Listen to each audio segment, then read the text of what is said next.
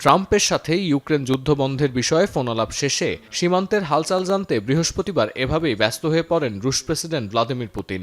Video লিঙ্কে ব্রায়ান্স্ক অঞ্চলের গভর্নরের সাথে দীর্ঘ আলাপে উঠে আসে যুদ্ধে ক্ষতিগ্রস্ত রুশ বাসিন্দাদের পুনর্বাসন প্রসঙ্গ। ট্রাম্প ম্যাজিকে ইউক্রেন রাশিয়া যুদ্ধবন্ধের সম্ভাবনা সৃষ্টি হলেও রুশ গণমাধ্যম ফলাও করে প্রচার করছে পশ্চিমাদের বিরুদ্ধে জয়ী হয়েছেন পুতিন। তাদের দাবি, ইউরোপের নেতারা অস্বীকার করলেও ইউক্রেনের হয়ে প্রক্সি যুদ্ধে নেমেছিল পশ্চিমা বিশ্ব। কাজেই ট্রাম্পের এই ফোন কল ইঙ্গিত দেয় ইউরোপ পরোক্ষভাবে হলেও আর যুদ্ধ চালিয়ে যেতে চায় না।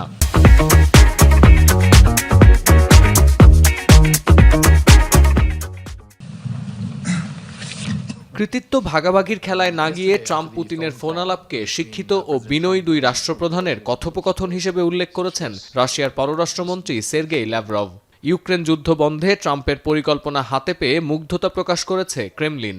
মুখপাত্র দিমিত্রি পেসকভ বলেছেন, ট্রাম্প পুতিন বৈঠকের প্রস্তুতিও নেওয়া হচ্ছে।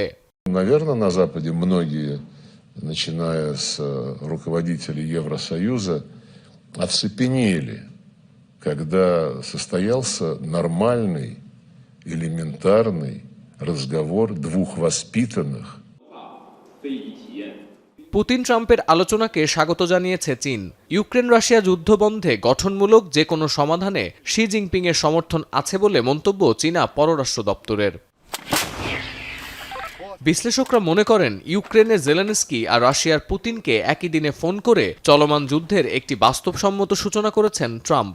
Because it's just the beginning of what seems to be a very long process.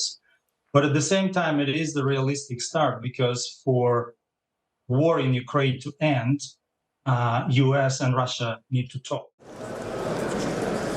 এদিকে প্রতিরক্ষা বাজেট, অস্ত্র উৎপাদন ও রাশিয়ার ঝুঁকিসহ নানা বিষয়ে আলোচনা করতে বৃহস্পতিবার বেলজিয়ামের ব্রাসেলসে জড়ো হয়েছেন পশ্চিমা সামরিক জোট নেটোর সদস্য রাষ্ট্রের প্রতিরক্ষা মন্ত্রীরা।